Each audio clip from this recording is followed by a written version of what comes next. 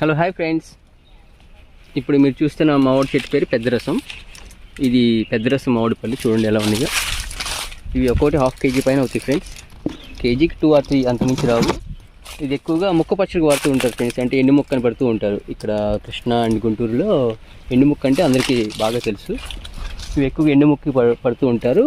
పండిన తర్వాత పండుగ వాడతారు. ఇది జ్యూసీ వెరైటీ. చిన్న రసం, పెద్ద రసం, చెరుకు రసం ఎలా ఉన్నాయో వెరైటీస్లో ఇది పెద్ద రసం ఫ్రెండ్స్. కాయ కూడా చాలా పెద్దగా అవుతుంది. చూడండి ఎలా ఉన్నాయో, గుత్తులు ఎలా పడినాయో. ఇది ఇంకా దగ్గర ఇంకా 20 to 30 days అవుతుంది ఫ్రెండ్స్. చాలా పెద్ద కాయలు అవుతాయి. జ్యూస్ కూడా చాలా ఎక్కువ వస్తుంది.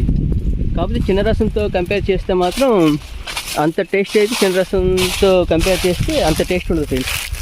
చిన్న రసం మీద తక్కువగానే ఉంటుంది స్వీట్నెస్ వచ్చి. చెరుకు రసం కన్నా ఇంకా తక్కువ ఉంటుంది. ఇది చిన్న రసం, చెరుకు రసం తర్వాత మాత్రమే స్వీట్నెస్లో థర్డ్ పొజిషన్లో వస్తుంది. ఈ సంవత్సరమైనా కంపల్సరీగా టేస్ట్ చూడండి ఫ్రెండ్స్.